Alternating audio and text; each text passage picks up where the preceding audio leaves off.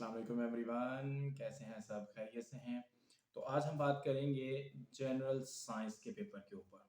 General science का paper हम कैसे प्रिपेयर कर सकते हैं और इसको हमने प्लेस कैसे करना है, हमने पुट कैसे करना है आंसर शीट के ऊपर।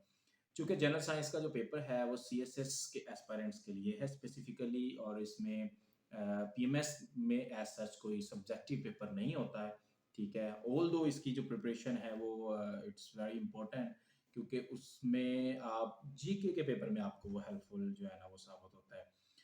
क्योंकि जनरल साइंस के पेपर के साथ जनरल एबिलिटी का भी पेपर होता है।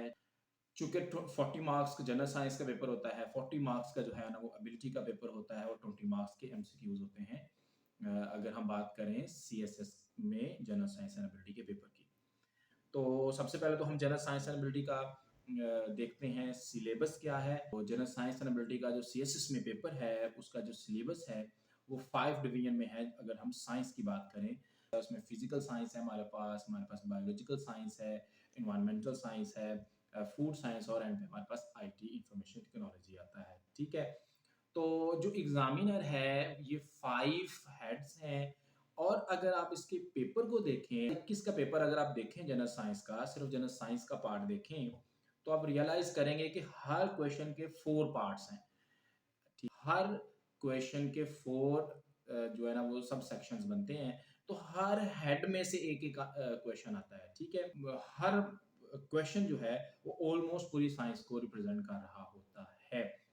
तो अब देखते हैं जी इसको हमने लिखना कैसे है। तो सबसे पहले कैंडिडेट्स, जब भी आपने जनरल साइंस का कोई भी क्वेश्चन लिखना है, कोशिश करनी है कि 4 जो हेड्स हैं एक क्वेश्चन के, वो एक ही जगह पे लिखे जाएँ, और आप उनको एक ही तरह से लिखें, एक ही जगह पे लिखें। एक क्वेश्चन एक जगह पे कंप्लीट हो, फिर दूसरा दूसरी जगह पे कंप्लीट हो। ठीक है? इसकी डिविजन्स ना करें ताकि एग्ज़ामिनर को थोड़ी आसानी हो जाए। नंबर डिडक्ट करने की बात नहीं है, it shows your maturity level. ठीक है? उसके बाद एक जो क्वेश्चन है वो कम से कम जो एक पार्ट है उसका, वो 2 से 3 पेजेस पे आपने लिखना है। यानी जो साइड होती है हमारे पास, ठीक है? 1 साइड, 2 साइड, फिर 3 साइड, 3 साइड्स, 2 से 3 साइड्स में आपने 2 से 3 साइड्स में आपने इसको लिखना है। ठीक है? अब लिखने का क्या तरीका है? लिखने का जो तरीका है हमारे पास, वो थोड़ा-सा डिफरेंट है अगर हम दूसरे सब्जेक्ट्स की बात करें। हम जनरल साइंस का जब पेपर लिखते हैं, जनरल साइंस का क्वेश्चन लिखते हैं, हम इंट्रोडक्शन और कंक्लूजन नहीं लिखते हैं, क्योंकि इतना लेंथी नहीं है। जस्ट 5 मार्क्स का एक सेक्शन है, और हमने उसको एक्सप्लेनेटरी बनाना है इस लिहाज से कि 5 में से मैक्सिमम मार्क्स मिल जाएं। तो इंट्रोडक्शन नहीं लिखते, हम डायरेक्टली जो है ना वो अपने टॉपिक को हिट करते हैं। ठीक है? जो बात की है वो डायरेक्टली, चूंकि साइंस है तो स्ट्रेट अवे हम बात करते हैं। ठीक है? उसके बाद हम कंक्लूजन भी नहीं लिखते हैं। तो जो आपका आपका टॉपिक है, फॉर एग्जांपल अगर रेस्पिरेटरी सिस्टम के ऊपर बात है, तो आप रेस्पिरेटरी सिस्टम को बयान करेंगे, फिर उसकी डायग्राम बनाएंगे, उसको आप एक्सप्लेन करेंगे जो भी उसके क्वेश्चन के अंदर पूछा होगा। आपने इसकी हेडिंग्स को भी सेल्फ एक्सप्लेनेटरी बनाना है। और एक्स्ट्रा इंफॉर्मेशन लिखने के लिए जनरल साइंस के अंदर हम बुलेट्स का इस्तेमाल करते हैं। ठीक है? हमने क्या करना होता है, अपने आंसर को बुलेट्स के अंदर लिखना होता है, ताकि हम एग्जामिनर को या चेकर को, रीडर को हम मैक्सिमम इंफॉर्मेशन दे सकें और सब्सटेंशिएट हो सकें दूसरे कैंडिडेट्स के ऊपर। आपने जस्ट इसकी कॉन्क्रीट चीजें बतानी होती हैं, और टू द पॉइंट आपने लिखना होता है, इसलिए कहते हैं कि आप इनको बुलेट्स में लिख सकते हैं। ठीक है? तो हम देखते हैं रियल टाइम में कि किस तरह जो है वो हम इसको लिखेंगे जनरल साइंस के पेपर को। तो आपके सामने सोलर एक्लिप्स की एक डायग्राम बनी हुई है। बिल्कुल आपने इस तरह या इससे भी बेहतर आपने जो है ना वो डायग्राम बनानी है। ठीक, बाउंड्रीज हैं वो आप कोशिश करें कि कट वाले मार्कर से इसको बनाएं। ठीक है? और कलरिंग का इस्तेमाल करें, जैसे इसमें देखें ब्लैक का यूज भी हुआ है, ब्लू का यूज भी हुआ है।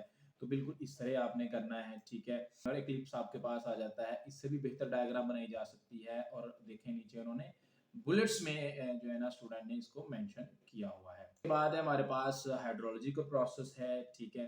और हाइड्रोलॉजी के प्रोसेस में देखें उन्होंने ऊपर पहले उसका प्रोसेस बताया हुआ है, इससे भी बेहतर बनाया जा सकता है। ठीक है? आप कट वाले मार्कर्स इसकी बाउंड्रीज बनाएं और फिर इसको एक्सप्लेन करें। ठीक है? और नीचे देखें उन्होंने क्या किया हुआ है कि आपको बुलेट्स में एक्सप्लेन किया हुआ है, ठीक है? ताकि आपके लिए आसानी हो। उसके बाद देखिए अर्थक्वेक की जो डायग्राम है बहुत बड़े अच्छे से एक पेज के ऊपर उन्होंने बनाई हुई है, दोनों तरह से, ठीक है? उनकी चीज़ें हाइलाइट की हुई हैं कि अर्थक्वेक जो है ना वो किस तरह हैपेंड होते हैं और फिर किस तरह, तो ये भी आपके सामने है। तो सुनामी का देख लें आप, इसकी भी डायग्राम जो है ना वो आपके सामने है, बनी हुई है, इसको भी इस तरह एक्सप्लेन कर सकते हैं। तो उसके बाद सोलर एनर्जी है आपके पास, सोलर एनर्जी को भी आपने देखें किस तरह एक्सप्लेन करना है डायग्राम। हाइड्रो इलेक्ट्रिक एनर्जी की डायग्राम देखें आपके सामने बनी हुई है, ठीक है? इसमें तो कट वाला मार्कर यूज़ हुआ है, इससे भी बेहतर यूज़ किया जा सकता है। स्केल के साथ कोशिश करें, इस्तेमाल करें, स्केल के साथ इसको बनाएं। उसके बाद देखें ये अब गामा रेज और एक्स रेज के बारे में बात की जा रही है, तो ये भी जो है ना वो केमिस्ट्री का क्वेश्चन है, तो ये भी डायग्राम इसके अंदर बनी हुई है, ठीक है? डिफ्रेंशिएट किया हुआ है। उसके बाद न्यूक्लियर फ्यूजन देख लें आपके पास, न्यूक्लियर फ्यूजन की जो है वो भी एक्सप्लेन की हुई है। अब देखें रेस्पिरेटरी सिस्टम है, बायोलॉजी का है हमारे पास, रेस्पिरेटरी सिस्टम की डायग्राम बनाई हुई है, ऊपर एक्सप्लेन किया हुआ है इसको, ठीक है? ये देखें डाइजेस्टिव सिस्टम है, डाइजेस्टिव सिस्टम को भी डायग्राम बनाई हुई है बड़े अच्छे से, ठीक है? और एक्सप्लेन किया हुआ है, इसके मेन मेन पार्ट्स के बारे में भी सारा हाईलाइट किया हुआ है। ये देखें स्प्रेड ऑफ डायरिया है आपके पास, ठीक है? डायरिया को कैसे आपने एक्सप्लेन करना है डायग्राम के साथ, ठीक है? जी, ये स्ट्रक्चर ऑफ प्लांट सेल है आपके पास, ठीक है? ये देखें स्ट्रक्चर ऑफ प्लांट सेल है, इसको भी आपने इस तरह डायग्राम बना के इसको एक्सप्लेन करना है। स्ट्रक्चर ऑफ एनिमल सेल है, इससे भी बेहतर बनाया जा सकता है, आप ने बिल्कुल इसी तरह प्लेस करना है। तो हमने क्या करना होता है, हमने जनरल साइंस का जो पेपर है वो बहुत टू दी पॉइंट लिखना होता है, ठीक है?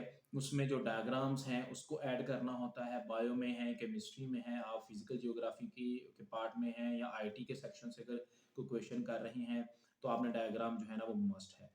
उसके बाद आपने इसके जो क्वेश्चंस के जो आंसर्स हैं वो बुलेट फॉर्म्स में लिख के एक्सप्लेनेशन देनी है, जो एक्स्ट्रा इन्फॉर्मेशन होगी, जो एक्स्ट्रा इन्फॉर्मेशन है वो आपने बुलेट फॉर्म में देनी है। आपने कोई इंट्रोडक्शन, कोई कंक्लूजन कुछ भी ऐड नहीं करना है, ठीक है? Straight away. और आपका जो पेपर है, जो एक सेक्शन है एक क्वेश्चन का, वो 2 से 3 पेजेस पे आपने इलैप्स होना चाहिए, वहां तक इतना होना चाहिए, 2 से 3 पेजेस तक वो कवर कर सके। डिफरेंट कलर्स का इस्तेमाल करें, ठीक है? डायग्राम बनाते वक्त, ठीक, ये वो तरीका होता है जिससे आप मैक्सिमम मार्क्स ले सकते हैं। और डेफिनेटली डायग्राम्स की जो प्रैक्टिस है वो बहुत ज़्यादा रिक्वायर होती है। सो स्टूडेंट्स को चाहिए कि वो डायग्राम्स की जो है ना वो ज़्यादा से ज़्यादा प्रैक्टिस करें, सो दैट कि वो इजीली वहाँ पे एग्जामिनर में वो रिट्राइव करके उसको उसी खूबसूरती के साथ लिख सकें। तो आई होप के जनरल साइंस का पेपर जो है वो आप अटेम्प्ट कर सकेंगे, इतने अच्छे से कर सकेंगे कि कम से कम आप जनरल साइंस के जो मार्क्स हैं, जो 35 मार्क्स जो है ना आपको 40 गेन कर सकेंगे। तो मुझे इजाज़त दीजिए, इंटेलेक्चुअल लॉन्च के प्लेटफॉर्म से I am signing out. Thank you very much.